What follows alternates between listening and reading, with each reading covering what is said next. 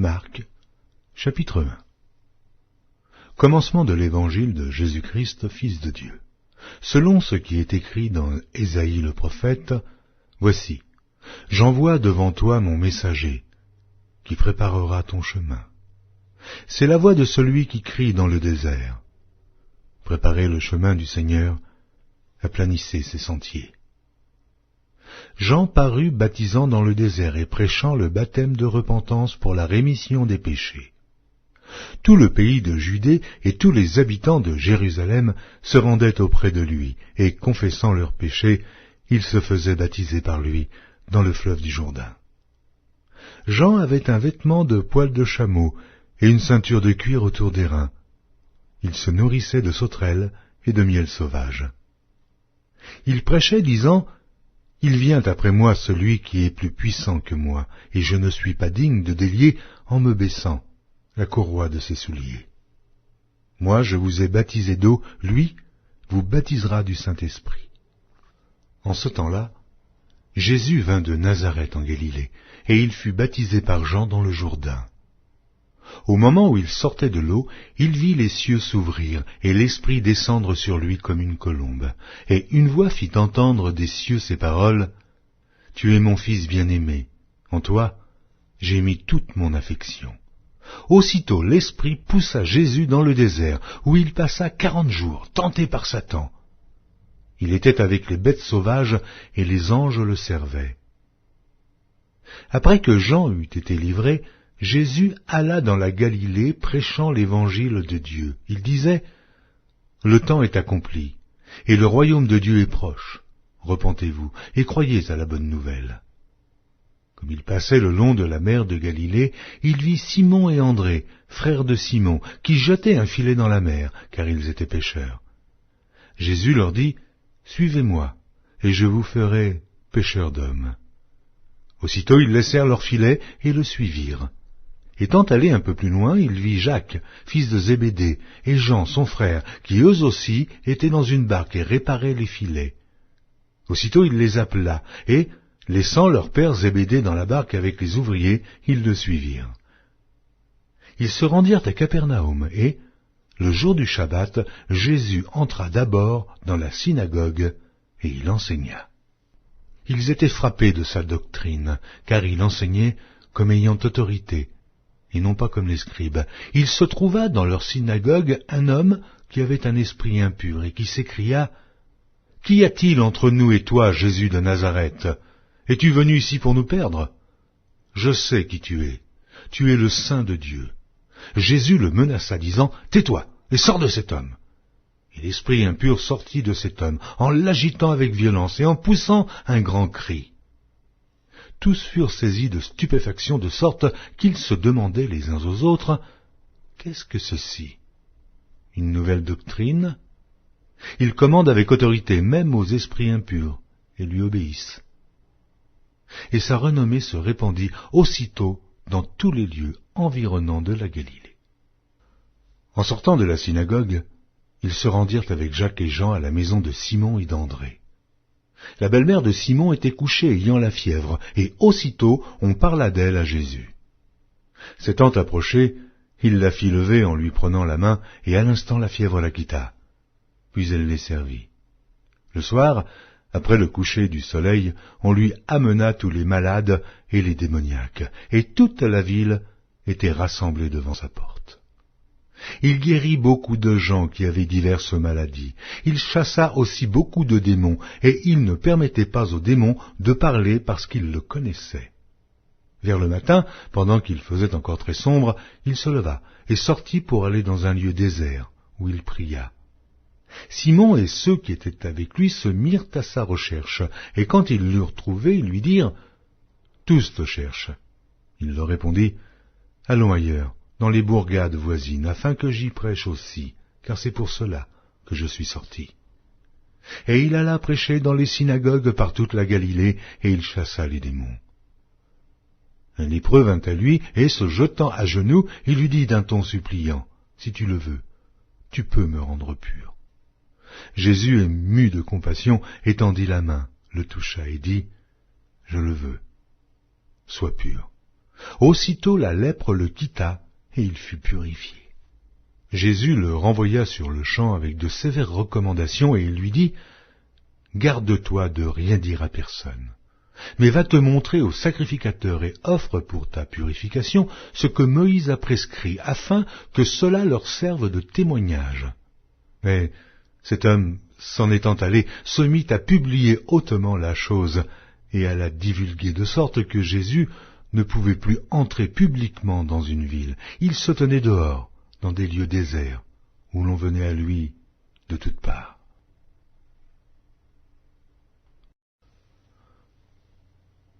Marc, chapitre 2. Quelques jours après, Jésus revint à Capernaum. On apprit qu'il était à la maison, et il s'assembla un si grand nombre de personnes que l'espace devant la porte ne pouvait plus les contenir. Il leur annonçait la parole. Des gens vinrent à lui, amenant un paralytique porté par 4 hommes. Comme ils ne pouvaient l'aborder à cause de la foule, ils découvrirent le toit de la maison où il était, et ils descendirent par cette ouverture le lit sur lequel le paralytique était couché. Jésus, voyant leur foi, dit au paralytique, « Mon enfant, tes péchés sont pardonnés. » Il y avait là quelques scribes qui étaient assis et qui se disaient au-dedans d'eux, « Comment cet homme parle-t-il ainsi? Il blasphème. Qui peut pardonner les péchés si ce n'est Dieu seul ?» Jésus, ayant aussitôt connu par son esprit ce qu'ils pensaient au-dedans d'eux, leur dit, « Pourquoi avez-vous de telles pensées dans vos cœurs? Lequel est le plus aisé de dire au paralytique, tes péchés sont pardonnés, ou de dire, lève-toi, prends ton lit et marche? Or, afin que vous sachiez que le Fils de l'homme a sur la terre le pouvoir de pardonner les péchés, je te l'ordonne, dit-il au paralytique, lève-toi, prends ton lit, et va dans ta maison. Et à l'instant, il se leva, prit son lit, et sortit en présence de tout le monde, de sorte qu'ils étaient tous dans l'étonnement, et glorifiaient Dieu, disant, nous n'avons jamais vu rien de pareil. Jésus sortit de nouveau du côté de la mer. Toute la foule venait à lui, et il les enseignait. En passant, il vit Lévi, fils d'Alphée, assis au bureau des péages. Il lui dit, « Suis-moi ». Lévi se leva et le suivit. Comme Jésus était à table dans la maison de Lévi, beaucoup de publicains et de gens de mauvaise vie se mirent aussi à table avec lui et avec ses disciples, car ils étaient nombreux et l'avaient suivi. Les scribes et les pharisiens, le voyant manger avec les publicains et les gens de mauvaise vie, dirent à ses disciples, « Pourquoi mange-t-il et boit-il avec les publicains et les gens de mauvaise vie ?» Ce que Jésus ayant entendu, il leur dit, « Ce ne sont pas ceux qui se portent bien qui ont besoin de médecins, mais les malades.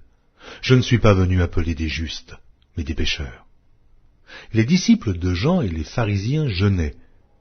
Ils vinrent dire à Jésus, « Pourquoi les disciples de Jean et ceux des pharisiens jeûnent-ils, tandis que tes disciples ne jeûnent point ?»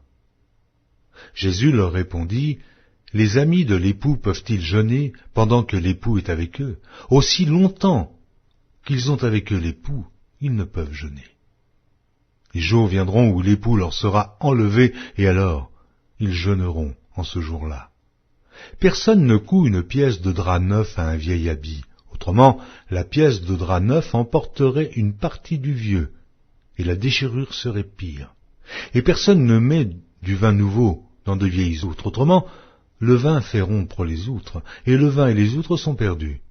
Mais il faut mettre le vin nouveau dans des outres neuves. » Il arriva un jour de Shabbat que Jésus traversa des champs de blé. Ses disciples, chemin faisant, se mirent à arracher des épis. Les pharisiens lui dirent, « Voici, pourquoi font-ils ce qui n'est pas permis pendant le Shabbat ?»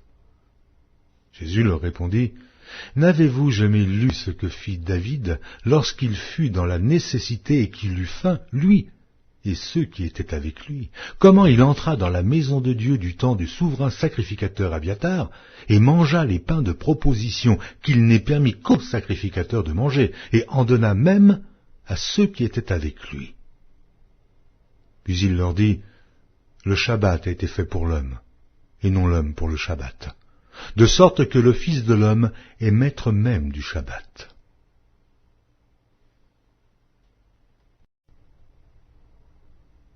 Marc, chapitre 3. Jésus entra de nouveau dans la synagogue. Il s'y trouvait un homme qui avait la main sèche. Ils observaient Jésus pour voir s'il le guérirait le jour du Shabbat. C'était afin de pouvoir l'accuser.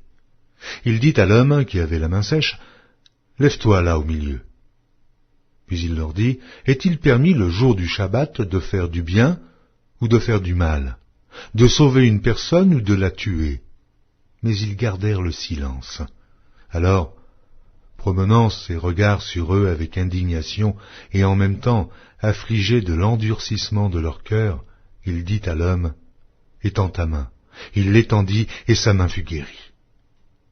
Les pharisiens sortirent et aussitôt ils se consultèrent avec les Hérodiens sur les moyens de le faire périr. Jésus se retira vers la mer avec ses disciples. Une grande multitude le suivit de la Galilée, et de la Judée, et de Jérusalem, et de l'Idumée, et d'au-delà du Jourdain, et des environs de Tyr et de Sidon. Une grande multitude, apprenant tout ce qu'il faisait, vint à lui. Il chargea ses disciples de tenir toujours à sa disposition une petite barque, afin de ne pas être pressés par la foule. Car comme il guérissait beaucoup de gens, tous ceux qui avaient des maladies se jetaient sur lui pour le toucher. Les esprits impurs, quand ils le voyaient, se prosternaient devant lui et s'écriaient « Tu es le Fils de Dieu !» Mais il leur recommandait très sévèrement de ne pas le faire connaître. Il monta ensuite sur la montagne et appela ceux qu'il voulut, et ils vinrent auprès de lui. Il en établit 12 pour les avoir avec lui et pour les envoyer prêcher avec le pouvoir de chasser les démons. Voici les 12 qu'il établit. Simon, qu'il nomma Pierre, Jacques, fils de Zébédée, et Jean, frère de Jacques, auquel il donna le nom de Boanerges, qui signifie fils du tonnerre, André, Philippe, Barthélemy, Matthieu, Thomas, Jacques, fils d'Alphée, Thaddée, Simon le Cananite, et Judas Iscario, celui qui livra Jésus. Ils se rendirent à la maison, et la foule s'assembla de nouveau, en sorte qu'ils ne pouvaient pas même prendre leur repas.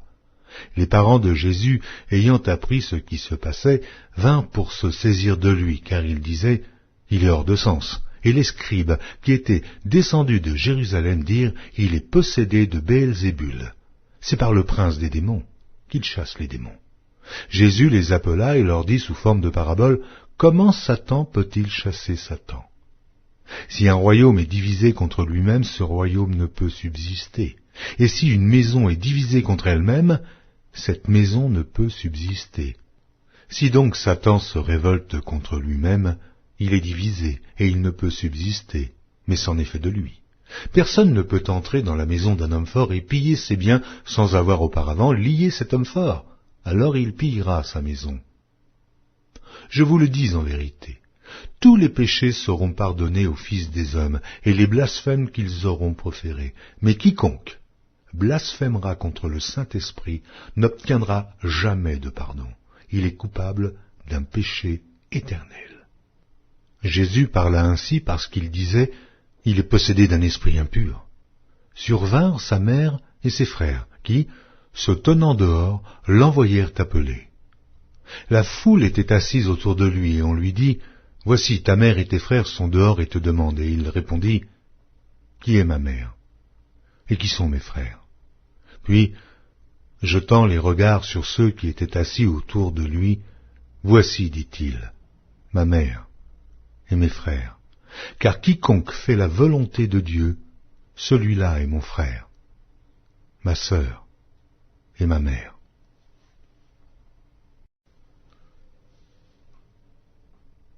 Marc, chapitre 4. Jésus se mit de nouveau à enseigner au bord de la mer. Une grande foule s'étant assemblée auprès de lui, il monta et s'assit dans une barque sur la mer. Toute la foule était à terre sur le rivage. Il leur enseigna beaucoup de choses en paraboles, et il leur dit dans son enseignement, « Écoutez, un semeur sortit pour semer. Comme il semait, une partie de la semence tomba le long du chemin. Les oiseaux vinrent et la mangèrent. Une autre partie tomba dans un endroit pierreux, où elle n'avait pas beaucoup de terre. Elle leva aussitôt parce qu'elle ne trouva pas un sol profond, Mais, quand le soleil parut, elle fut brûlée et sécha, faute de racines. Une autre partie tomba parmi les épines montèrent et l'étouffèrent, et elle ne donna point de fruit. Une autre partie tomba dans la bonne terre, elle donna du fruit, qui montait et croissait, et elle rapportait 30, 60 et 100 pour un. Puis il dit, que celui qui a des oreilles pour entendre, entende. Lorsqu'il fut en particulier, ceux qui l'entouraient avec les 12 l'interrogèrent sur les paraboles. Il leur dit, c'est à vous qu'a été donné le mystère du royaume de Dieu. Mais pour ceux qui sont dehors, tout se passe en paraboles, afin qu'en voyant, ils voient et n'aperçoivent point, et qu'en entendant, ils entendent et ne comprennent point, de peur qu'ils ne se convertissent et que les péchés ne leur soient pardonnés.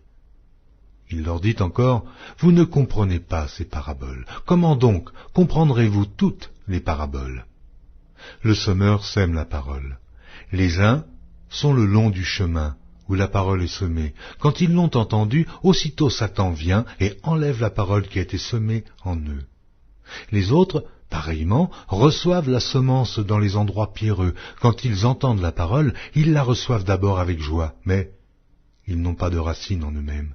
Ils manquent de persistance, et dès que survient une tribulation ou une persécution à cause de la parole, ils y trouvent une occasion de chute. D'autres reçoivent la semence parmi les épines. Ce sont ceux qui entendent la parole, mais en qui les soucis du siècle, la séduction des richesses et l'invasion des autres convoitises étouffent la parole et la rendent infructueuse. D'autres reçoivent la semence dans la bonne terre. Ce sont ceux qui entendent la parole, la reçoivent et portent du fruit, 30, 60 et 100 pour un. Il leur dit encore, apporte-t-on la lampe pour la mettre sous le boisseau ou sous le lit? N'est-ce pas pour la mettre sur le chandelier? Car il n'est rien de caché qui ne doive être découvert, rien de secret qui ne doive être mis au jour. Si quelqu'un a des oreilles pour entendre, qu'il entende. Il leur dit encore, prenez garde à ce que vous entendez. On vous mesurera avec la mesure dont vous vous serez servi, et on y ajoutera pour vous. Car on donnera à celui qui a, mais à celui qui n'a pas, on ôtera même ce qu'il a. Il dit encore, il en est du royaume de Dieu comme quand un homme jette de la semence en terre. Qu'il dorme ou qu'il veille, nuit et jour, la semence germe et croît, sans qu'il sache comment.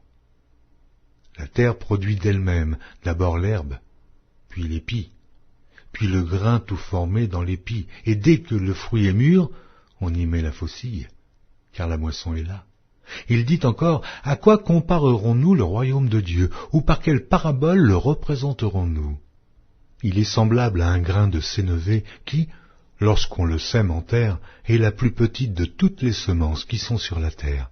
Mais, lorsqu'il a été semé, il monte, devient plus grand que tous les légumes, et pousse de grandes branches, en sorte que les oiseaux du ciel peuvent habiter sous son ombre.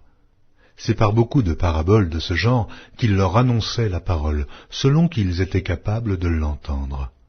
Il ne leur parlait point sans parabole, mais, en particulier, il expliquait tout à ses disciples. Ce même jour, sur le soir, Jésus leur dit, « Passons à l'autre bord. » Après avoir renvoyé la foule, ils l'emmenèrent dans la barque où il se trouvait. Il y avait aussi d'autres barques avec lui. Il s'éleva un grand tourbillon, et les flots se jetaient dans la barque, au point qu'elle se remplissait déjà. Et lui, il dormait à la poupe sur le coussin. Ils le réveillèrent et lui dirent, « Maître, ne t'inquiètes-tu pas de ce que nous périssons ?» S'étant réveillé, il menaça le vent et la mer. « Silence, tais-toi !» Et le vent cessa, et il y eut un grand calme. Puis il leur dit, « Pourquoi avez-vous ainsi peur? Comment n'avez-vous point de foi ?»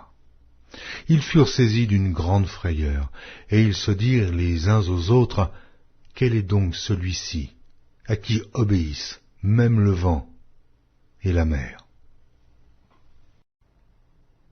Marc, chapitre 5. Ils arrivèrent à l'autre bord de la mer, dans le pays des Gadaréniens. Aussitôt que Jésus fut hors de la barque, il vint au-devant de lui un homme sortant des sépulcres et possédé d'un esprit impur. Cet homme avait sa demeure dans les sépulcres, et personne ne pouvait plus le lier, même avec une chaîne.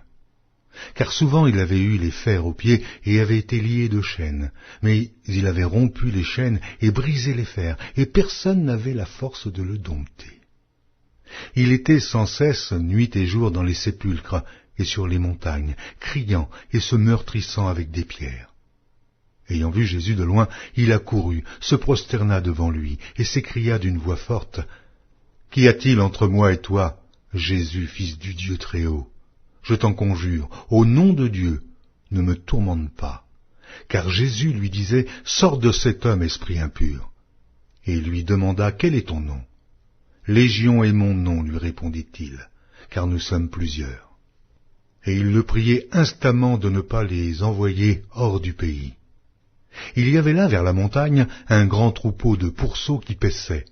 Et les démons le prièrent, disant, « Envoie-nous dans ces pourceaux, afin que nous entrions en eux. » Il le leur permit. Et les esprits impurs sortirent, entrèrent dans les pourceaux, et le troupeau se précipita des pentes escarpées dans la mer. Il y en avait environ 2000, et ils se noyèrent dans la mer. Ceux qui les faisaient paître s'enfuirent et répandirent la nouvelle dans la ville et des campagnes. Les gens allèrent voir ce qui était arrivé. Ils vinrent auprès de Jésus, et ils virent le démoniaque, celui qui avait eu la légion, assis, vêtu et dans son bon sens, et ils furent saisis de frayeur. Ceux qui avaient vu ce qui s'était passé leur racontèrent ce qui était arrivé au démoniaque et au pourceau. Alors il se mit à supplier Jésus de quitter leur territoire.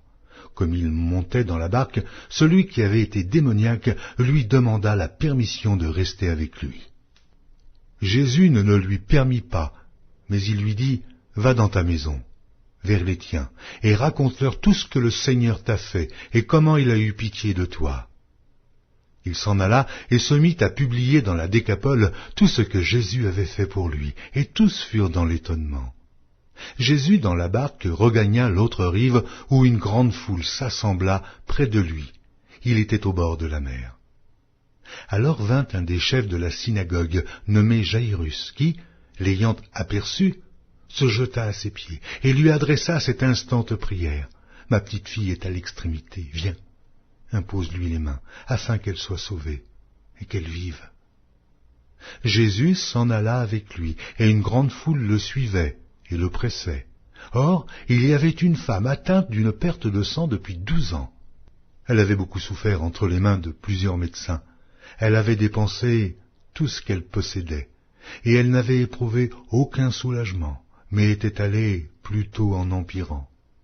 Ayant entendu parler de Jésus, elle vint dans la foule par derrière et toucha son vêtement, car elle disait, « Si je puis seulement toucher ses vêtements, je serai guérie. » Au même instant, la perte de sang s'arrêta, et elle sentit dans son corps qu'elle était guérie de son mal. Jésus connut aussitôt en lui-même qu'une force était sortie de lui, et, se retournant au milieu de la foule, il dit, « Qui a touché mes vêtements ?» Ses disciples lui dirent, « Tu vois la foule qui te presse et tu dis qui m'a touché ?» Et il regardait autour de lui pour voir celle qui avait fait cela. La femme, effrayée et tremblante, sachant ce qui s'était passé en elle, vint se jeter à ses pieds et lui dit toute la vérité. Mais Jésus lui dit, « Ma fille, ta foi t'a sauvée. Va en paix et sois guérie de ton mal. » Comme il parlait encore, survinrent de chez le chef de la synagogue des gens qui dirent, « Ta fille est morte, pourquoi importuner davantage le maître ?» Mais Jésus, sans tenir compte de ces paroles, dit au chef de la synagogue, « Ne crains pas, crois seulement. » Et il ne permit à personne de l'accompagner, si ce n'est à Pierre, à Jacques et à Jean, frère de Jacques. Ils arrivèrent à la maison du chef de la synagogue, où Jésus vit une foule bruyante et des gens qui pleuraient et qui poussaient de grands cris. Il entra et leur dit, « Pourquoi faites-vous du bruit, et pourquoi pleurez-vous? L'enfant n'est pas morte, mais elle dort. » Et ils se moquaient de lui. Alors, ayant fait sortir tout le monde, il prit avec lui le père et la mère de l'enfant et ceux qui l'avaient accompagné, et il entra où était l'enfant. Il la saisit par la main et lui dit, « Talitha koumi » ce qui signifie « Jeune fille, lève-toi, je te le dis ». Aussitôt la jeune fille se leva et se mit à marcher, car elle avait 12 ans, et ils furent dans un grand étonnement. Jésus leur adressa de fortes recommandations pour que personne ne sût la chose, et il dit qu'on donna à manger à la jeune fille. Marc, chapitre 6. Jésus partit de là et se rendit dans sa patrie. Ses disciples le suivirent. Quand le Shabbat fut venu, il se mit à enseigner dans la synagogue. Beaucoup de gens qui l'entendirent étaient étonnés et disaient « D'où lui viennent ces choses? Quelle est cette sagesse qui lui a été donnée? Et comment de tels miracles se font-ils par ses mains? N'est-ce pas le charpentier, le fils de Marie, le frère de Jacques, de José, de Jude et de Simon? Et ses sœurs ne sont-elles pas ici parmi nous ?» Et il était pour eux une occasion de chute. Mais Jésus leur dit, « Un prophète n'est méprisé que dans sa patrie, parmi ses parents et dans sa maison. Il ne put faire là aucun miracle, si ce n'est qu'il imposa les mains à quelques malades et les guérit. » Et ils s'étonnaient de leur incrédulité. Jésus parcourait les villages d'alentour en enseignant. Alors il appela les 12 et il commença à les envoyer 2 à 2 en leur donnant pouvoir sur les esprits impurs. Il leur prescrivit de ne rien prendre pour le voyage, si ce n'est un bâton, de n'avoir ni pain, ni sac, ni monnaie dans la ceinture, de chausser des sandales et de ne pas revêtir de tunique. Puis il leur dit, « Dans quelque maison que vous entriez, restez-y jusqu'à ce que vous partiez de ce lieu, et s'il y a quelque part des gens qui ne vous reçoivent ni ne vous écoutent, retirez-vous de là et secouez la poussière de vos pieds afin que cela leur serve de témoignage. » Ils partirent et ils prêchèrent la repentance. Ils chassaient beaucoup de démons et ils oignaient d'huile beaucoup de malades et les guérissaient. Le roi Hérode entendit parler de Jésus dont le nom était devenu célèbre et il dit « Jean-Baptiste est ressuscité des morts. » Et c'est pour cela qu'il se fait par lui des miracles. D'autres disaient « C'est Élie », et d'autres disaient « C'est un prophète, comme l'un des prophètes. » Mais Hérode, en apprenant cela, disait « Ce Jean que j'ai fait décapiter, c'est lui qui est ressuscité. » Car Hérode lui-même avait fait arrêter Jean et l'avait fait lier en prison à cause d'Hérodias, femme de Philippe, son frère, parce qu'il l'avait épousée, et que Jean lui disait « Il ne t'est pas permis d'avoir la femme de ton frère. » Hérodias était irritée contre Jean et voulait le faire mourir, mais elle ne le pouvait, car Hérode craignait Jean, le connaissant pour un homme juste et saint. Il le protégeait, et après l'avoir entendu, il était souvent perplexe, et l'écoutait avec plaisir. Cependant, un jour propice arriva lorsque Hérode, à l'anniversaire de sa naissance, donna un festin assez grand, aux chefs militaires et aux principaux de la Galilée. La fille d'Hérodias entra dans la salle. Elle dansa et plut à Hérode et à ses convives. Le roi dit à la jeune fille, « Demande-moi ce que tu voudras, et je te le donnerai. » Il ajouta avec serment, « Ce que tu me demanderas, je te le donnerai. Fût-ce la moitié de mon royaume. » Étant sortie, elle dit à sa mère, « Que demanderai-je » Et sa mère répondit, « La tête de Jean-Baptiste. » Elle s'empressa de rentrer aussitôt vers le roi et lui fit cette demande, « Je veux que tu me donnes à l'instant, sur un plat, la tête de Jean-Baptiste. » Le roi fut attristé, mais à cause de ses serments et des convives, il ne voulut pas lui faire un refus. Il envoya sur le champ un garde avec ordre d'apporter la tête de Jean-Baptiste. Le garde alla décapiter Jean dans la prison et apporta la tête sur un plat. Il la donna à la jeune fille, et la jeune fille la donna à sa mère. Les disciples de Jean, ayant appris cela, vinrent prendre son corps et le mirent dans un sépulcre. Les apôtres s'étant rassemblés auprès de Jésus, lui racontèrent tout ce qu'ils avaient fait et tout ce qu'ils avaient enseigné. Jésus leur dit, « Venez à l'écart dans un lieu désert, et reposez-vous un peu, car il y avait beaucoup d'allants et de venants, et ils n'avaient même pas pris le temps de manger. » Ils partirent donc dans une barque pour aller à l'écart, dans un lieu désert. Beaucoup de gens les virent s'en aller, et ils les reconnurent, et de toutes les villes on accourut à pied, et on les devança au lieu où ils se rendaient. Quand il sortit de la barque, Jésus vit une grande foule, et fut ému de compassion pour eux, parce qu'ils étaient comme des brebis qui n'ont point de berger, et il se mit à leur enseigner beaucoup de choses. Comme l'heure était déjà avancée, ses disciples s'approchèrent de lui et dirent, « Ce lieu est désert, et l'heure est déjà avancée. Renvoie-les, afin qu'ils aillent dans les campagnes et dans les villages des environs pour s'acheter de quoi manger. » Jésus leur répondit, « Donnez-leur vous-même à manger. » Mais ils lui dirent, « Irions-nous acheter des pains pour 200 deniers et leur donnerions-nous à manger ?» Il leur dit, « Combien avez-vous de pain ? Allez voir. » Et ils s'en assurèrent et répondirent, « 5 et 2 poissons. » Alors il leur commanda de les faire tous asseoir par groupes sur l'herbe verte, et ils s'assirent par rangées de 100 et de 50. Il prit les 5 pains et les 2 poissons, et, levant les yeux vers le ciel, il rendit grâce, puis il rompit les pains, et il les donna aux disciples, afin qu'ils les distribuassent à la foule. Il partagea aussi les 2 poissons entre tous. Tous mangèrent et furent rassasiés. Et l'on emporta 12 paniers, pleins de morceaux de pain, et de ce qui restait des poissons. Ceux qui avaient mangé les pains étaient 5000 hommes. Aussitôt après, il obligea ses disciples à monter dans la barque et à passer avant lui de l'autre côté, vers Bethsaïda, pendant que lui-même renverrait la foule. Quand il l'eut renvoyé, il s'en alla sur la montagne pour prier. Le soir étant venu, la barque était au milieu de la mer, et Jésus était seul à terre. Il vit qu'ils avaient beaucoup de peine à ramer, car le vent leur était contraire. À la 4e veille de la nuit environ, il alla vers eux, marchant sur la mer, et il voulait les dépasser. Quand ils le virent marcher sur la mer, ils crurent que c'était un fantôme, et ils poussèrent des cris. Car ils le voyaient tous, et ils étaient troublés. Aussitôt Jésus leur parla et leur dit, « Rassurez-vous, c'est moi. N'ayez pas peur. » Puis il monta vers eux dans la barque, et le vent cessa.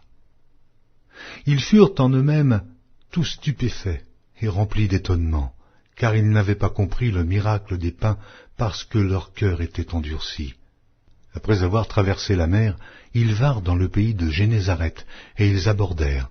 Quand ils furent sortis de la barque, les gens, ayant aussitôt reconnu Jésus, parcoururent tous les environs, et l'on se mit à apporter les malades sur des lits, partout où l'on apprenait qu'il était. En quelques lieues qu'il arriva dans les villages, dans les villes ou dans les campagnes, on mettait les malades sur les places publiques, et on le priait de leur permettre seulement de toucher le bord de son vêtement, et tous ceux qui le touchaient étaient guéris. Marc, chapitre 7. Les pharisiens et quelques scribes venus de Jérusalem s'assemblèrent auprès de Jésus. Ils virent quelques-uns de ses disciples prendre leur repas avec des mains impures, c'est-à-dire non lavées. Or les pharisiens et tous les juifs ne mangent pas sans s'être lavés soigneusement les mains, conformément à la tradition des anciens. Et quand ils reviennent de la place publique, ils ne mangent qu'après s'être purifiés. Oh, ils ont encore beaucoup d'autres observances traditionnelles, comme le lavage des coupes, des cruches et des vases d'airain. Et les pharisiens et les scribes lui demandèrent, « Pourquoi tes disciples ne suivent-ils pas la tradition des anciens, mais prennent-ils leur repas avec des mains impures ?» Jésus leur répondit, « Hypocrites, Ésaïe a bien prophétisé sur vous, ainsi qu'il est écrit, « Ce peuple m'honore des lèvres, mais son cœur est éloigné de moi. C'est en vain qu'il m'honore, en donnant des préceptes qui sont des commandements d'hommes.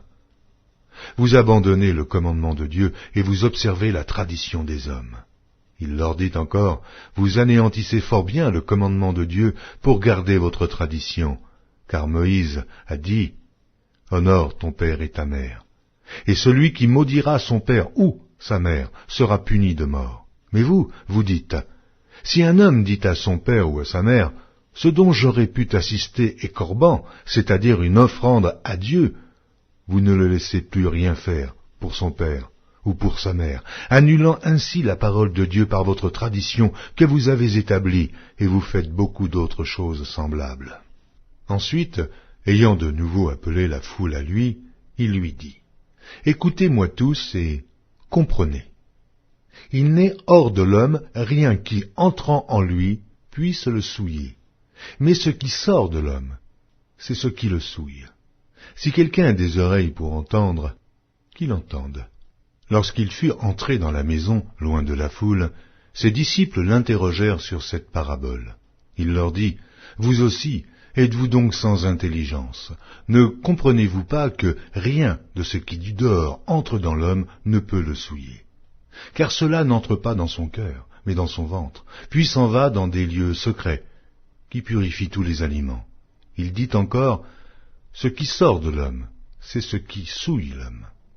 Car c'est du dedans, c'est du cœur des hommes que sortent les mauvaises pensées, les adultères, les impudicités, les meurtres, les vols, les cupidités, les méchancetés, la fraude, le dérèglement, le regard envieux, la calomnie, l'orgueil, la folie. Toutes ces choses sont mauvaises et sortent du dedans et souillent l'homme. » Jésus, étant parti de là, s'en alla dans le territoire de Tyr et de Sidon. Il entra dans une maison désirant que personne ne le sût, mais il ne put rester caché. Car une femme, dont la fille était possédée d'un esprit impur, entendit parler de Jésus et vint se jeter à ses pieds. Cette femme était grecque, syro-phénicienne d'origine. Elle le pria de chasser le démon hors de sa fille.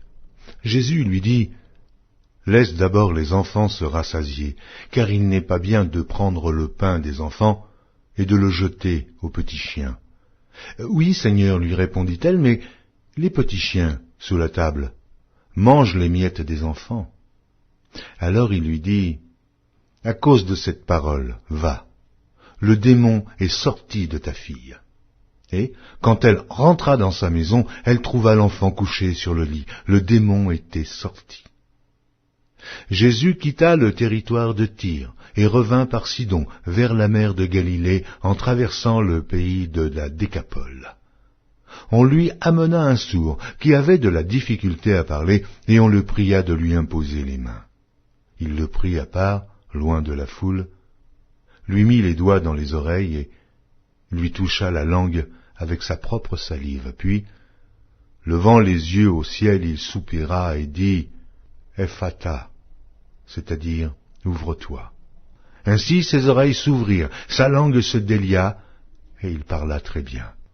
Jésus leur recommanda de n'en parler à personne, mais plus il le leur recommanda, plus ils le publièrent. Ils étaient dans le plus grand étonnement et disaient « Il fait tout à merveille.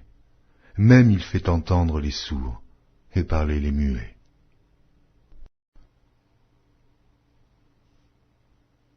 Marc, chapitre 8. En ces jours-là, une foule nombreuse s'étant de nouveau réunie, et n'ayant pas de quoi manger, Jésus appela les disciples et leur dit, « Je suis ému de compassion pour cette foule, car voilà 3 jours qu'ils sont près de moi, et ils n'ont rien à manger. Si je les renvoie chez eux à jeun, les forces leur manqueront en chemin, car quelques-uns d'entre eux sont venus de loin. » Ses disciples lui répondirent, « Comment pourrait-on les rassasier de pain ici, dans un lieu désert ?» Jésus leur demanda, « Combien avez-vous de pain ?» 7, répondit-il. Alors il fit asseoir la foule par terre, prit les 7 pains et, après avoir rendu grâce, il les rompit, et les donna à ses disciples pour les distribuer. Et ils les distribuèrent à la foule. Il avait encore quelques petits poissons, et Jésus, ayant rendu grâce, les fit aussi distribuer. Ils mangèrent et furent rassasiés, et l'on emporta 7 corbeilles pleines de morceaux qui restaient. Ils étaient environ 4000 hommes. Ensuite, Jésus les renvoya. Aussitôt il monta dans la barque avec ses disciples, et se rendit dans la contrée de Dalmanuta. Les pharisiens survinrent, se mirent à discuter avec Jésus, et, pour l'éprouver, lui demandèrent un signe venant du ciel. Jésus, soupirant profondément en son esprit, dit, « Pourquoi cette génération demande-t-elle un signe?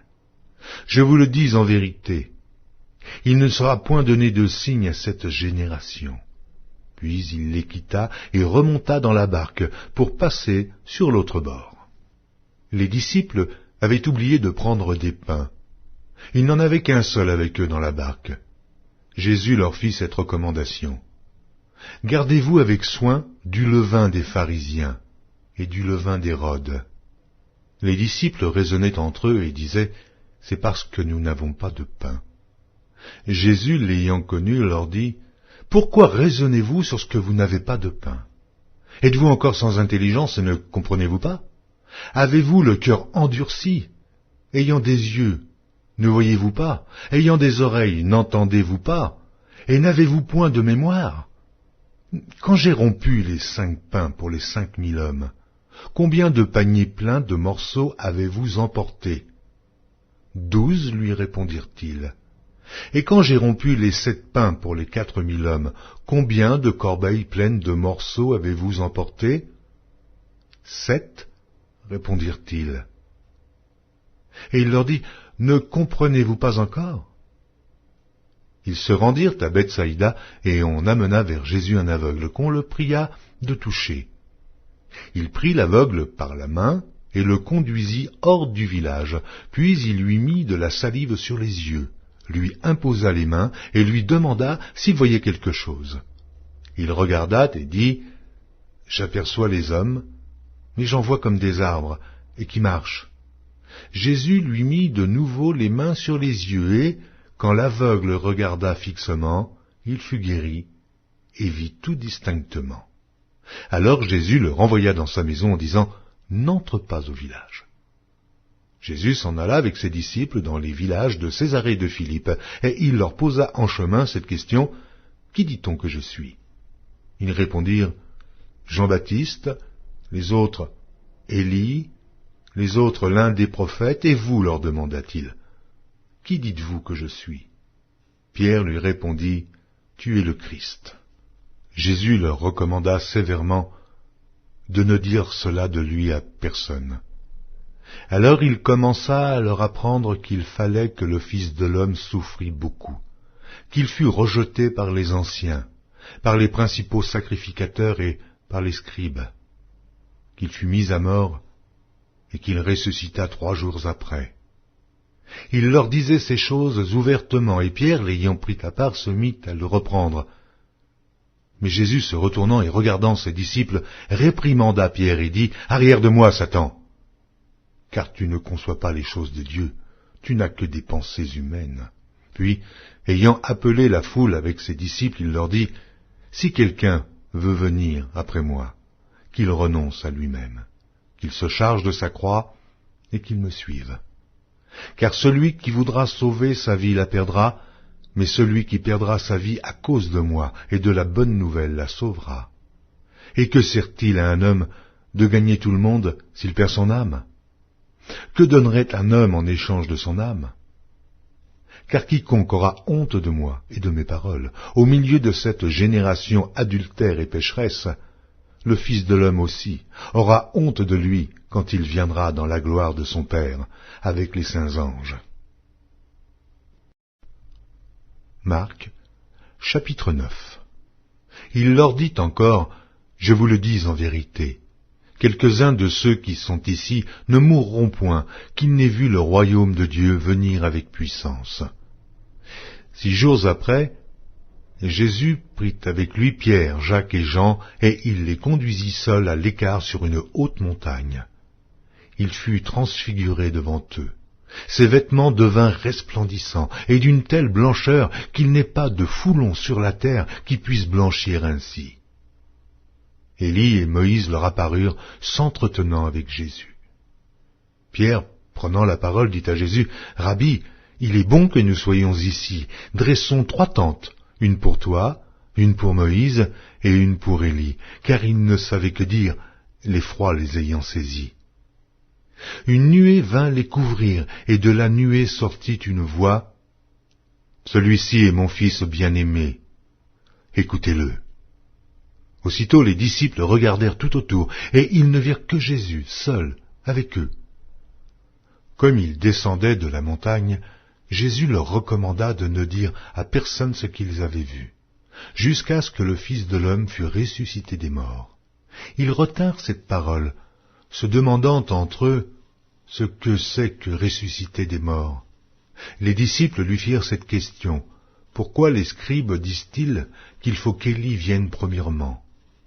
Il leur répondit: Élie viendra premièrement et rétablira toutes choses. Et pourquoi est-il écrit du Fils de l'homme qu'il doit souffrir beaucoup et être méprisé? Mais je vous dis qu'Élie est venu, et qu'ils l'ont traité comme ils ont voulu, selon ce qu'il est écrit de lui. Lorsqu'ils furent arrivés près des disciples, ils virent autour d'eux une grande foule et des scribes qui discutaient avec eux. Dès que la foule vit Jésus, elle fut surprise et accourut pour le saluer. Il leur demanda: sur quoi discutez-vous avec eux? Et un homme de la foule lui répondit: Maître, j'ai amené auprès de toi mon fils qui est possédé d'un esprit muet. En quelque lieu qu'il le saisisse, il le jette par terre. L'enfant écume, grince des dents et devient tout raide. J'ai prié tes disciples de chasser l'esprit, et ils n'ont pas pu. Race d'incrédules, leur dit Jésus, jusque à quand serai-je avec vous? Jusque à quand vous supporterai-je? Amenez-le-moi. On le lui amena. Et aussitôt que l'enfant vit Jésus, l'esprit l'agita avec violence. Il tomba par terre et se roulait en écumant. Jésus demanda au Père: combien y a-t-il de temps que cela lui arrive? Depuis son enfance, répondit-il. Et souvent l'esprit l'a jeté dans le feu et dans l'eau pour le faire périr. Mais si tu peux quelque chose, viens à notre secours. Aie compassion de nous. Jésus lui dit: si tu peux. Mais tout est possible à celui qui croit. Aussitôt le père et l'enfant s'écria: je crois, viens au secours de mon incrédulité. Jésus, voyant accourir la foule, menaça l'esprit impur et lui dit: esprit muet et sourd, je te l'ordonne, sors de cet enfant et n'y entre plus. Et il sortit en poussant des cris et en l'agitant avec une grande violence. L'enfant devint comme mort, de sorte que plusieurs disaient qu'il était mort. Mais Jésus, l'ayant pris par la main, le fit lever. Il se tint debout. Quand Jésus fut entré dans la maison, ses disciples lui demandèrent en particulier: pourquoi n'avons-nous pu chasser cet esprit? Et il leur dit: cette espèce-là ne peut sortir que par la prière. Ils partirent de là et traversèrent la Galilée. Jésus ne voulait pas qu'on le sût, car il enseignait ses disciples et il leur dit: le Fils de l'homme sera livré entre les mains des hommes. Ils le feront mourir et 3 jours après qu'il aura été mis à mort, il ressuscitera. Mais les disciples ne comprenaient pas cette parole et ils craignaient de l'interroger. Ils arrivèrent à Capernaum. Lorsqu'il fut dans la maison, Jésus leur demanda: de quoi discutiez-vous en chemin? Mais ils gardèrent le silence, car en chemin, ils avaient discuté entre eux pour savoir qui était le plus grand. Alors il s'assit, appela les 12 et leur dit: si quelqu'un veut être le premier, il sera le dernier de tous et le serviteur de tous. Il prit un petit enfant, le plaça au milieu d'eux, et l'ayant pris dans ses bras, il leur dit: quiconque reçoit en mon nom un de ces petits enfants me reçoit moi-même, et quiconque me reçoit, reçoit non pas moi, mais celui qui m'a envoyé. Jean lui dit: Maître, nous avons vu un homme qui chasse les démons en ton nom, et nous l'en avons empêché parce qu'il ne nous suit pas. Ne l'en empêchez pas, répondit Jésus, car il n'est personne qui, faisant un miracle en mon nom, puisse aussitôt après parler mal de moi. Qui n'est pas contre nous et pour nous. Et quiconque vous donnera à boire un verre d'eau en mon nom parce que vous appartenez à Christ, je vous le dis en vérité, il ne perdra point sa récompense. Mais si quelqu'un scandalisait un de ces petits qui croient, il vaudrait mieux pour lui qu'on lui mît au cou une grosse meule de moulin et qu'on le jetât dans la mer. Si ta main est pour toi une occasion de chute, coupe-la. Mieux vaut pour toi entrer manchot dans la vie que d'avoir les 2 mains et d'aller dans la géhenne, dans le feu qui ne s'éteint point. Et si ton pied est pour toi une occasion de chute, coupe-le. Mieux vaut pour toi entrer boiteux dans la vie que d'avoir les 2 pieds et d'être jeté dans la géhenne, dans le feu qui ne s'éteint point. Et si ton œil est pour toi une occasion de chute, arrache-le. Mieux vaut pour toi entrer dans le royaume de Dieu n'ayant qu'un œil, que d'avoir 2 yeux et d'être jeté dans la géhenne, où leur ver ne meurt point, et où le feu ne s'éteint point. Car tout homme sera salé de feu. Le sel est une bonne chose. Mais si le sel devient sans saveur, avec quoi l'assaisonnerez-vous? Ayez du sel en vous-même, et soyez en paix les uns avec les autres. Marc, chapitre 10. Jésus étant parti de là se rendit dans le territoire de la Judée, au-delà du Jourdain. La foule s'assembla de nouveau près de lui, et selon sa coutume, il se mit encore à l'enseigner. Les pharisiens l'abordèrent, et pour l'éprouver, ils lui demandèrent s'il est permis à un homme de répudier sa femme. Il leur répondit, « Que vous a prescrit Moïse ?» Moïse, dirent-ils, a permis d'écrire une lettre de divorce et de répudier. Et Jésus leur dit, « C'est à cause de la dureté de votre cœur que Moïse vous a donné ce précepte. Mais au commencement de la création, Dieu fit l'homme et la femme. C'est pourquoi l'homme quittera son père et sa mère et s'attachera à sa femme, et les 2 deviendront une seule chair. Ainsi, ils ne sont plus 2, mais ils sont une seule chair. Que l'homme donc ne sépare pas ce que Dieu a joint. » Lorsqu'ils furent dans la maison, les disciples l'interrogèrent encore là-dessus. Il leur dit, « Celui qui répudie sa femme et qui en épouse une autre commet un adultère à son égard. Et si une femme quitte son mari et en épouse un autre, elle commet un adultère. » On lui amena des petits-enfants, afin qu'il les touchât, mais les disciples reprirent ceux qui les amenaient. Jésus, voyant cela, fut indigné et leur dit, « Laissez venir à moi les petits-enfants et ne les en empêchez pas, car le royaume de Dieu est pour ceux qui leur ressemblent. Je vous le dis en vérité, quiconque ne recevra pas le royaume de Dieu comme un petit enfant n'y entrera point. » Puis il les prit dans ses bras et les bénit, en leur imposant les mains. Comme Jésus se mettait en chemin, un homme accourut, et se jetant à genoux devant lui, « Bon maître, lui demanda-t-il, que dois-je faire pour hériter la vie éternelle ?» Jésus lui dit, « Pourquoi m'appelles-tu bon? Il n'y a de bon que Dieu seul. Tu connais les commandements.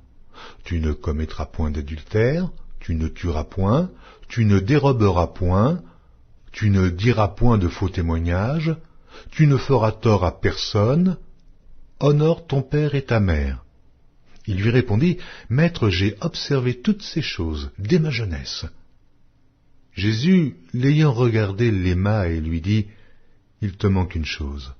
Va, vends tout ce que tu as, donne-le aux pauvres, et tu auras un trésor dans le ciel, puis viens et suis-moi. » Mais, affligé de cette parole, cet homme s'en alla tout triste, car il avait de grands biens. Jésus, regardant autour de lui, dit à ses disciples qu'il sera difficile à ceux qui ont des richesses d'entrer dans le royaume de Dieu. Les disciples furent étonnés de ce que Jésus parlait ainsi et, reprenant, il leur dit, « Mes enfants, il est difficile à ceux qui se confient dans les richesses d'entrer dans le royaume de Dieu. Il est plus facile à un chameau de passer par le trou d'une aiguille qu'à un riche d'entrer dans le royaume de Dieu. » Les disciples furent encore plus étonnés, et ils se dirent les uns aux autres, « Et qui peut être sauvé ?» Jésus les regarda et dit, « Cela est impossible aux hommes, mais non à Dieu, car tout est possible à Dieu. » Pierre se mit à lui dire, « Voici, nous avons tout quitté et nous t'avons suivi. » Jésus répondit, « Je vous le dis en vérité, il n'est personne qui, ayant quitté à cause de moi et à cause de la bonne nouvelle sa maison, ou ses frères, ou ses sœurs, ou sa mère, ou son père, ou ses enfants, ou ses terres, ne reçoive au centuple, présentement dans ce siècle-ci, des maisons des frères, des sœurs, des mères, des enfants et des terres, avec des persécutions, et, dans le siècle à venir, la vie éternelle. Plusieurs des premiers seront les derniers, et plusieurs des derniers seront les premiers. » Ils étaient en chemin pour monter à Jérusalem, et Jésus allait au-devant d'eux. Les disciples étaient troublés, et le suivaient avec crainte. Et Jésus prit de nouveau les 12 auprès de lui, et commença à leur dire ce qui devait lui arriver. Voici, nous montons à Jérusalem, et le Fils de l'homme sera livré aux principaux sacrificateurs et aux scribes. Ils le condamneront à mort, et ils le livreront aux païens, qui se moqueront de lui, cracheront sur lui, le battront de verges, et le feront mourir. Et 3 jours après, il ressuscitera. Les fils de Zébédée, Jacques et Jean, s'approchèrent de Jésus et lui dirent, « Maître, nous voudrions que tu fisses pour nous ce que nous te demanderons. » Il leur dit, « Que voulez-vous que je fasse pour vous ?» « Accorde-nous, lui dirent-ils, d'être assis l'un à ta droite et l'autre à ta gauche, quand tu seras dans la gloire. » Jésus leur répondit, « Vous ne savez ce que vous demandez. Pouvez-vous boire la coupe que je dois boire, ou être baptisé du baptême dont je dois être baptisé ?» Nous le pouvons, dirent-ils. Et Jésus leur répondit, « Il est vrai que vous boirez la coupe que je dois boire, et que vous serez baptisés du baptême dont je dois être baptisé. Mais pour ce qui est d'être assis à ma droite ou à ma gauche, cela ne dépend pas de moi, et ne sera donné qu'à ceux à qui cela est réservé. » Les 10, ayant entendu cela, commencèrent à s'indigner contre Jacques et Jean. Jésus les appela et leur dit, « Vous savez que ceux qu'on regarde comme les chefs des nations les tyrannisent, et que les grands les dominent. Il n'en est pas de même au milieu de vous. Mais quiconque veut être grand parmi vous, qu'il soit votre serviteur, et quiconque veut être le premier parmi vous, qu'il soit l'esclave de tous. Car le Fils de l'homme est venu, non pour être servi, mais pour servir et donner sa vie, comme la rançon de plusieurs. » Ils arrivèrent à Jéricho, et lorsque Jésus en sortit avec ses disciples et une assez grande foule, le fils de Timée, Bartimée, mendiant, aveugle, était assis au bord du chemin. Il entendit que c'était Jésus de Nazareth, et il se mit à crier, « Fils de David, Jésus, aie pitié de moi !» Plusieurs le reprenaient pour le faire taire, mais il criait beaucoup plus fort, « Fils de David, aie pitié de moi !» Jésus s'arrêta et dit, « Appelez-le. » Ils appelèrent l'aveugle en lui disant, « Prends courage, lève-toi, il t'appelle. » L'aveugle jeta son manteau et se levant d'un bond, vint vers Jésus. Jésus, prenant la parole, lui dit, « Que veux-tu que je fasse ?» « Rabouni, lui répondit l'aveugle, « que je recouvre la vue. » Et Jésus lui dit, « Va, ta foi t'a sauvé. » Aussitôt il recouvra la vue et suivit Jésus dans le chemin. Marc, chapitre 11. Lorsqu'ils approchèrent de Jérusalem et qu'il fut près de Bethphagée et de Béthanie, vers la montagne des Oliviers, Jésus envoya 2 de ses disciples, en leur disant, « Allez au village qui est devant vous, dès que vous y serez entrés, vous trouverez un ânon attaché sur lequel aucun homme ne s'est encore assis. Détachez-le et amenez-le. Si quelqu'un vous dit, pourquoi faites-vous cela, répondez, le Seigneur en a besoin, et à l'instant, il le laissera venir ici. » Les disciples, étant allés, trouvèrent l'ânon attaché dehors, près d'une porte, au contour du chemin, et ils le détachèrent. Quelques-uns de ceux qui étaient là leur dirent, « Mais que faites-vous? Pourquoi détachez-vous cet ânon ?» Ils répondirent comme Jésus l'avait dit, et on les laissa aller. Ils amenèrent à Jésus l'ânon, sur lequel ils jetèrent leurs vêtements, et Jésus s'assit dessus. Beaucoup de gens étendirent leurs vêtements sur le chemin, et d'autres des branches qu'ils coupèrent dans les champs. Ceux qui précédaient et ceux qui suivaient Jésus criaient « Hosanna, béni soit celui qui vient au nom du Seigneur, béni soit le règne qui vient, le règne de David notre Père, Hosanna dans les lieux très hauts. » Jésus entra à Jérusalem dans le temple. Quand il eut tout considéré, comme il était déjà tard, il s'en alla à Béthanie avec les 12. Le lendemain, après qu'ils furent sortis de Béthanie, Jésus eut faim. Apercevant de loin un figuier qui avait des feuilles, il alla voir s'il y trouverait quelque chose, et, s'en étant approché, il ne trouva que des feuilles, car ce n'était pas la saison des figues. Prenant alors la parole, il lui dit, « Que jamais personne ne mange de ton fruit. » Et ses disciples l'entendirent. Ils arrivèrent à Jérusalem, et Jésus entra dans le temple, et il se mit à chasser ceux qui vendaient et qui achetaient dans le temple. Il renversa les tables des changeurs et les sièges des vendeurs de pigeons, et ne laissant personne transporter aucun objet à travers le temple. Et il enseignait et disait, n'est-il pas écrit ? Ma maison sera appelée une maison de prière pour toutes les nations, mais vous en avez fait une caverne de voleurs. Les principaux sacrificateurs et les scribes, l'ayant entendu, cherchèrent les moyens de le faire périr, car ils craignaient, parce que toute la foule était frappée de sa doctrine. Quand le soir fut venu, Jésus sortit de la ville. Le matin, en passant, les disciples virent le figuier séché jusqu'aux racines. Pierre, se rappelant ce qui s'était passé, dit à Jésus, « Rabbi, regarde le figuier que tu as maudit, a séché. » Jésus prit la parole et leur dit, « Ayez foi en Dieu. Je vous le dis en vérité, si quelqu'un dit à cette montagne, « Ôte-toi de là et jette-toi dans la mer », et s'il ne doute point en son cœur, mais croit que ce qu'il a dit arrive, il le verra s'accomplir. C'est pourquoi je vous dis, tout ce que vous demanderez en priant, croyez que vous l'avez reçu, et vous le verrez s'accomplir. Et, lorsque vous êtes debout, faisant votre prière, si vous avez quelque chose contre quelqu'un, pardonnez, afin que votre Père, qui est dans les cieux, vous pardonne aussi vos offenses. Mais si vous ne pardonnez pas, votre Père qui est dans les cieux ne vous pardonnera pas non plus vos offenses. Ils se rendirent de nouveau à Jérusalem et, pendant que Jésus se promenait dans le temple, les principaux sacrificateurs et les scribes et les anciens vinrent à lui et lui dirent, « Par quelle autorité fais-tu ces choses? Et qui t'a donné l'autorité de les faire ?» Jésus leur répondit, « Je vous adresserai aussi une question. Répondez-moi, et je vous dirai par quelle autorité je fais ces choses. Le baptême de Jean, venait-il du ciel ou des hommes? Répondez-moi. » Mais ils raisonnèrent ainsi entre eux. Si nous répondons du ciel, il dira, « Pourquoi donc n'avez-vous pas cru en lui ?» Et si nous répondons des hommes, ils craignaient le peuple, car tous tenaient réellement Jean pour un prophète.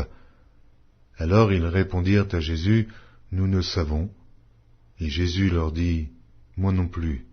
Je ne vous dirai pas par quelle autorité je fais ces choses. » Marc, chapitre 12. Jésus se mit ensuite à leur parler en parabole. Un homme planta une vigne. Il l'entoura d'une haie, creusa un pressoir et bâtit une tour. Puis il la ferma à des vignerons et quitta le pays. Au temps de la récolte, il envoya un serviteur vers les vignerons pour recevoir d'eux une part du produit de la vigne. S'étant saisis de lui, ils le battirent et le renvoyèrent à vide. Il envoya de nouveau vers eux un autre serviteur. Ils le frappèrent à la tête et l'outragèrent. Il en envoya un troisième qu'ils tuèrent, puis plusieurs autres qu'ils battirent ou tuèrent. Il avait encore un fils bien-aimé. Il l'envoya vers eux, le dernier, en disant, « Ils auront du respect pour mon fils. » Mais ces vignerons dirent entre eux, « Voici l'héritier, venez, tuons-le, et l'héritage sera à nous. » Et ils se saisirent de lui, le tuèrent et le jetèrent hors de la vigne. Maintenant, que fera le maître de la vigne? Il viendra, fera périr les vignerons et il donnera la vigne à d'autres. N'avez-vous pas lu cette parole de l'Écriture? La pierre qu'ont rejetée ceux qui bâtissaient est devenue la principale de l'angle. C'est par la volonté du Seigneur qu'elle l'est devenue. Et c'est un prodige à nos yeux? Ils cherchaient à se saisir de lui, mais ils craignaient la foule. Ils avaient compris que c'était pour eux que Jésus avait dit cette parabole, et ils le quittèrent et s'en allèrent. Ils envoyèrent auprès de Jésus quelques-uns des pharisiens et des hérodiens, afin de le surprendre par ses propres paroles. Et ils vinrent lui dire, « Maître, nous savons que tu es vrai, et que tu ne t'inquiètes de personne, car tu ne regardes pas à l'apparence des hommes, et tu enseignes la voie de Dieu selon la vérité. Est-il permis ou non de payer le tribut à César? Devons-nous payer ou ne pas payer? Jésus, connaissant leur hypocrisie, leur répondit, « Pourquoi me tentez-vous? Apportez-moi un denier afin que je le voie. » Ils en apportèrent un, et Jésus leur demanda de qui sont cette effigie et cette inscription. « De César, lui répondirent-ils. Alors il leur dit, « Rendez à César ce qui est à César, et à Dieu ce qui est à Dieu. » Et ils furent à son égard dans l'étonnement. Les Sadducéens, qui disent qu'il n'y a point de résurrection, vinrent auprès de Jésus et lui firent cette question, « Maître, voici ce que Moïse nous a prescrit. Si le frère de quelqu'un meurt et laisse une femme sans avoir d'enfant, son frère épousera sa veuve et suscitera une postérité à son frère. Or, il y avait 7 frères. Le premier se maria et mourut sans laisser de postérité. Le second prit la veuve pour femme et mourut sans laisser de postérité. Et il en fut de même du troisième, et aucun des 7 ne laissa de postérité. Après eux tous, la femme mourut aussi. À la résurrection, duquel d'entre eux sera-t-elle la femme, car les 7 l'ont eue pour femme? Jésus leur répondit, « N'êtes-vous pas dans l'erreur parce que vous ne comprenez ni les Écritures, ni la puissance de Dieu? Car, à la résurrection des morts, les hommes ne prendront point de femmes, ni les femmes de mari, mais ils seront comme les anges dans les cieux. Pour ce qui est de la résurrection des morts, n'avez-vous pas lu dans le livre de Moïse ce que Dieu lui dit à propos du buisson? Je suis le Dieu d'Abraham, le Dieu d'Isaac et le Dieu de Jacob. Dieu n'est pas Dieu des morts, mais des vivants. Vous êtes grandement dans l'erreur. » Un des scribes, qui les avait entendus discuter, sachant que Jésus avait bien répondu aux Sadducéens, s'approcha et lui demanda, « Quel est le premier de tous les commandements ?» Jésus répondit, « Voici le premier. Écoute, Israël, le Seigneur, notre Dieu est l'unique Seigneur, et tu aimeras le Seigneur ton Dieu de tout ton cœur, de toute ton âme, de toute ta pensée et de toute ta force. Voici le second. Tu aimeras ton prochain comme toi-même.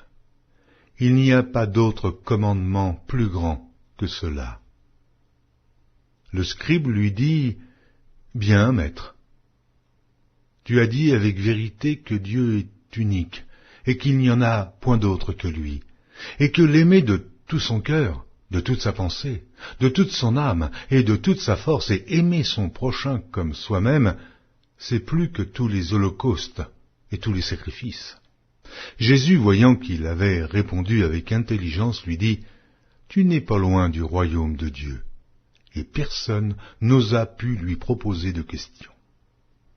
Jésus, continuant à enseigner dans le temple, dit, « Comment les scribes disent-ils que le Christ est fils de David? David lui-même, animé par l'Esprit Saint, a dit, « Le Seigneur a dit à mon Seigneur, assieds-toi à ma droite, jusqu'à ce que je fasse de tes ennemis ton marchepied. » David lui-même l'appelle Seigneur. Comment donc est-il son fils? Et une grande foule l'écoutait avec plaisir. Il leur disait dans son enseignement, « Gardez-vous des scribes, qui aiment à se promener en robe longue et à être salués dans les places publiques, qui recherchent les premiers sièges dans les synagogues et les premières places dans les festins, qui dévorent les maisons des veuves et qui font pour l'apparence de longues prières. Ils seront jugés plus sévèrement. » Jésus, s'étant assis vis-à-vis du tronc, regardait comment la foule y mettait de l'argent. Plusieurs riches mettaient beaucoup. Il vint aussi une pauvre veuve. Elle y mit 2 petites pièces, faisant un quart de sou. Alors Jésus, ayant appelé ses disciples, leur dit, « Je vous le dis en vérité, cette pauvre veuve a donné plus qu'aucun de ceux qui ont mis dans le tronc, car tous ont mis de leur superflu. Mais elle a mis de son nécessaire, tout ce qu'elle possédait, tout ce qu'elle avait pour vivre. » Marc, chapitre 13. Lorsque Jésus sortit du temple, un de ses disciples lui dit, « Maître, regarde quelle pierre et quelle construction. » Jésus lui répondit, « Vois-tu ces grandes constructions? Il ne restera pas pierre sur pierre qui ne soit renversée. » Il s'assit sur la montagne des Oliviers en face du temple, et Pierre, Jacques, Jean et André lui firent en particulier cette question. « Dis-nous quand cela arrivera-t-il, et à quel signe connaîtra-t-on que toutes ces choses vont s'accomplir ?» Jésus se mit alors à leur dire, « Prenez garde que personne ne vous séduise, car plusieurs viendront sous mon nom disant « C'est moi », et ils séduiront beaucoup de gens.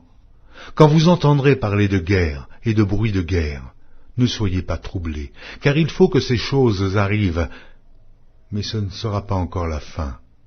Une nation s'élèvera contre une nation et un royaume contre un royaume. Il y aura des tremblements de terre en divers lieux, il y aura des famines. Ce ne sera que le commencement des douleurs. Prenez garde à vous-même. On vous livrera aux tribunaux, et vous serez battus de verges dans les synagogues. Vous comparaîtrez devant des gouverneurs et devant des rois à cause de moi, pour leur servir de témoignage. Il faut premièrement que la bonne nouvelle soit prêchée à toutes les nations. Quand on vous emmènera pour vous livrer, ne vous inquiétez pas d'avance de ce que vous aurez à dire, mais dites ce qui vous sera donné à l'heure même, car ce n'est pas vous qui parlerez, mais l'Esprit Saint. Le frère livrera son frère à la mort et le père son enfant. Les enfants se soulèveront contre leurs parents et les feront mourir. Vous serez haïs de tous à cause de mon nom, mais celui qui persévérera jusqu'à la fin sera sauvé. Lorsque vous verrez l'abomination de la désolation établie là où elle ne doit pas être, que celui qui lit fasse attention. Alors, que ceux qui seront en Judée fuient dans les montagnes.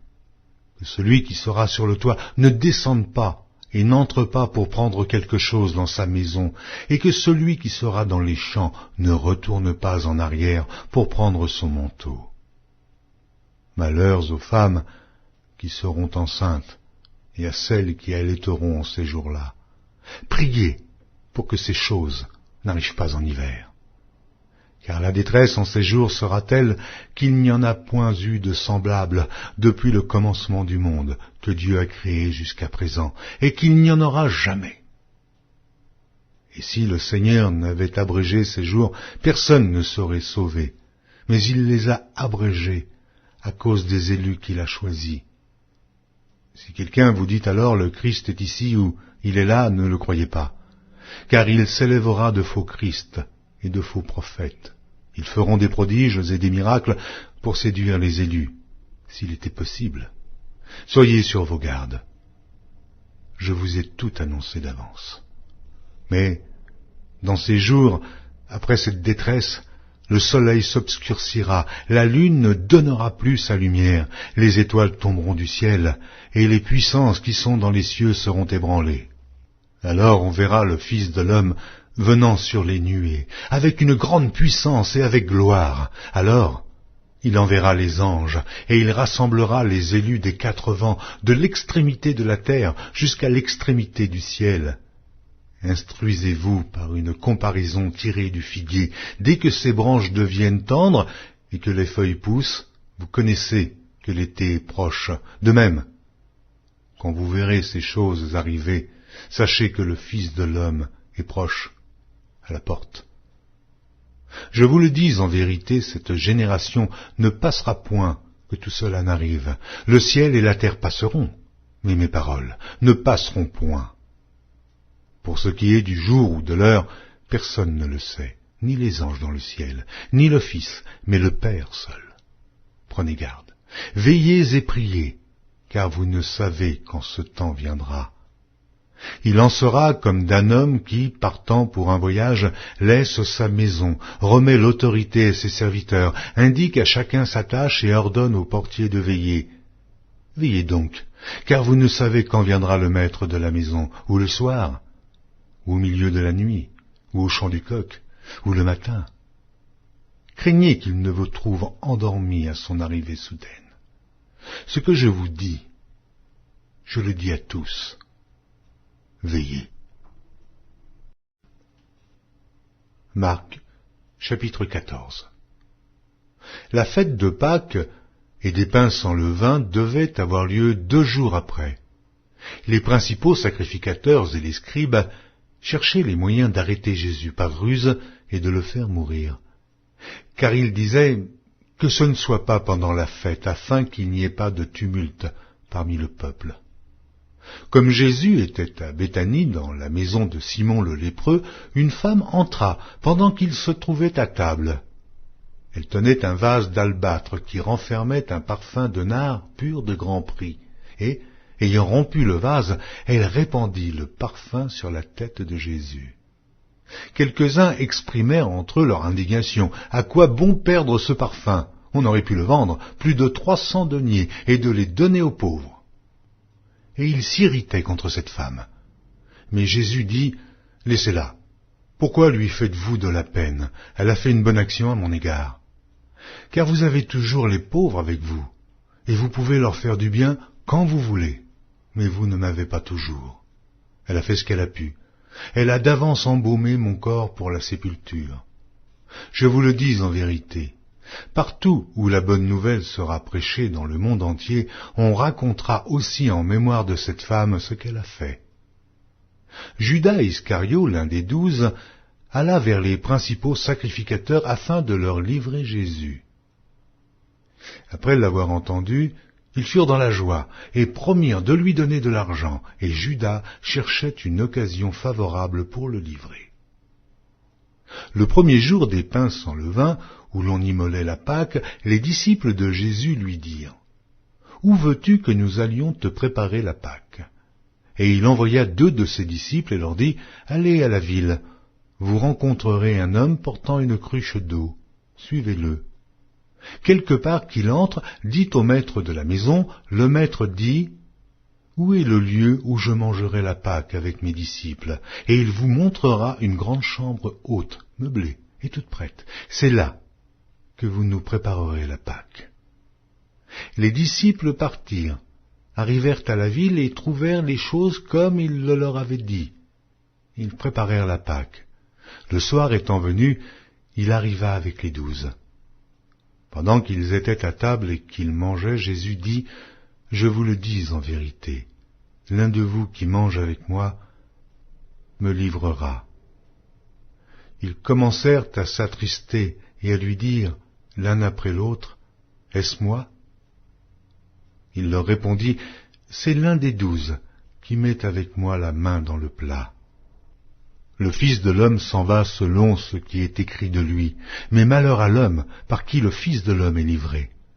Mieux vaudrait pour cet homme qu'il ne fût pas né. » Pendant qu'ils mangeaient, Jésus prit du pain, et, après avoir rendu grâce, il le rompit et le leur donna en disant, « Prenez, ceci est mon corps. » Il prit ensuite une coupe, et après avoir rendu grâce, il la leur donna, et ils burent tous.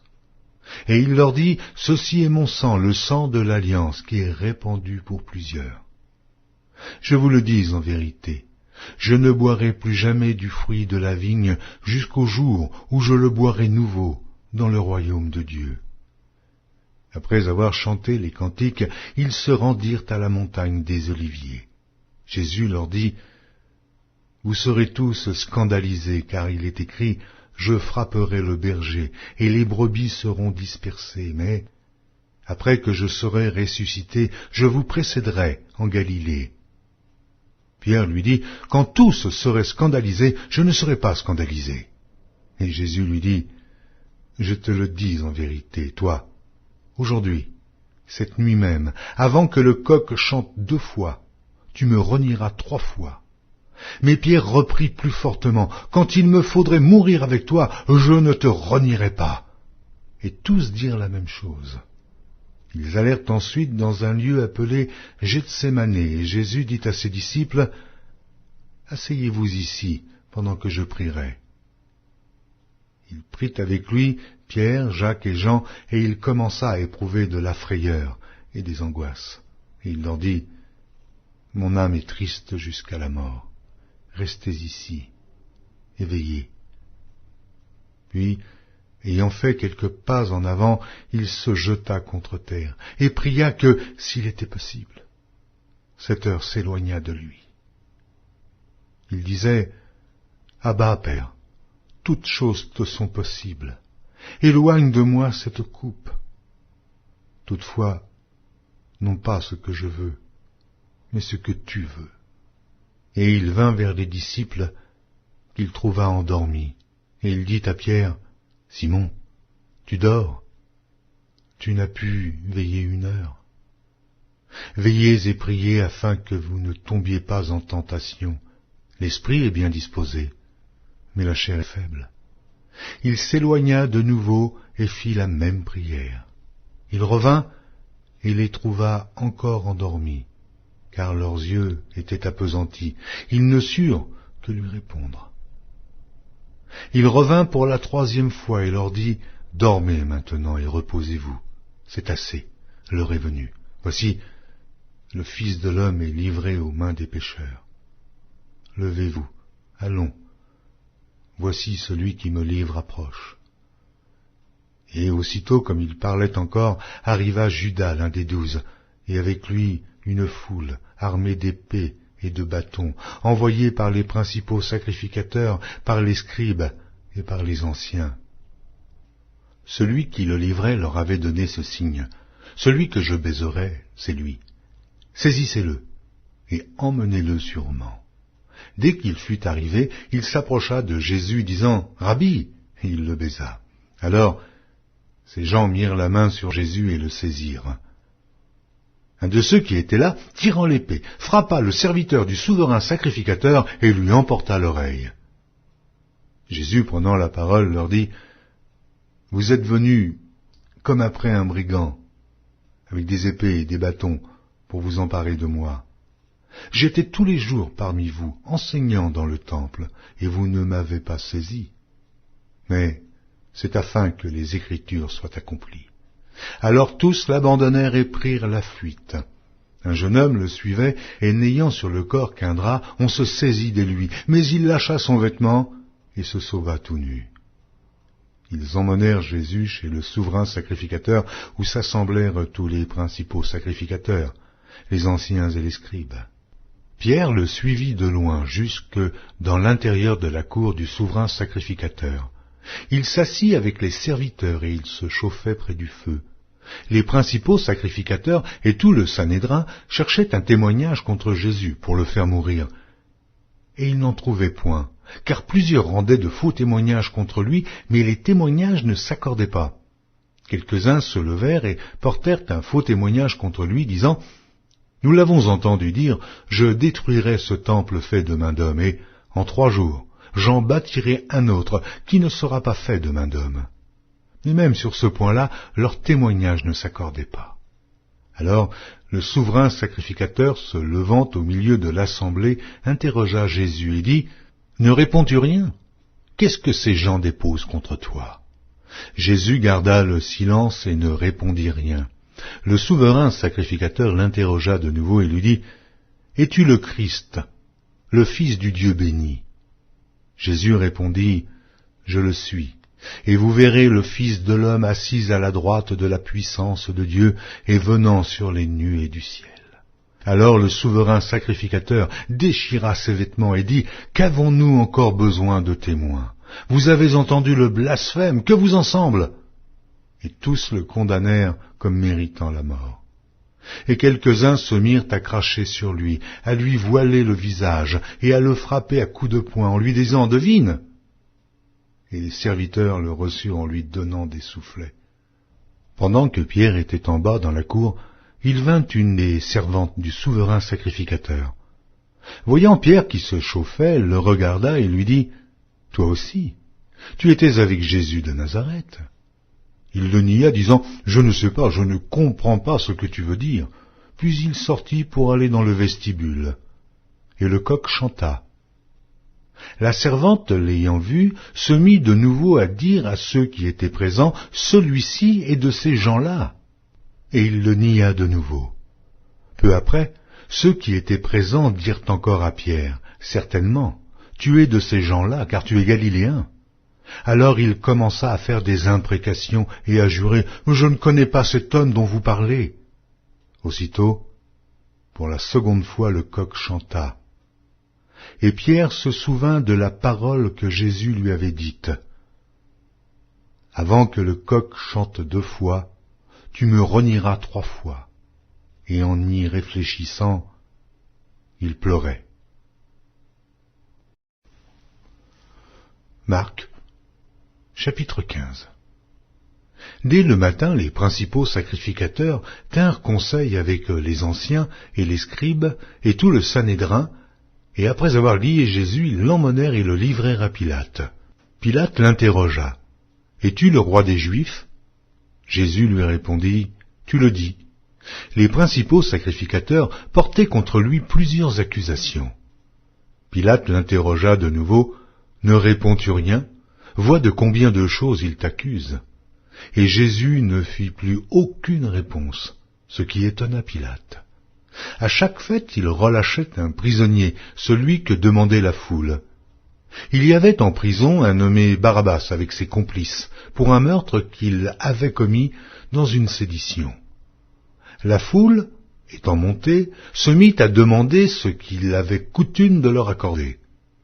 Pilate leur répondit, « Voulez-vous que je vous relâche le roi des Juifs ?» Car il savait que c'était par envie que les principaux sacrificateurs l'avaient livré.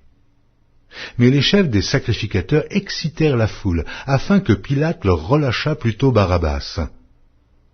Pilate, reprenant la parole, leur dit, « Que voulez-vous donc que je fasse de celui que vous appelez le roi des Juifs ?» Ils crièrent de nouveau, « Crucifie-le » Pilate leur dit, « Mais quel mal a-t-il fait ?»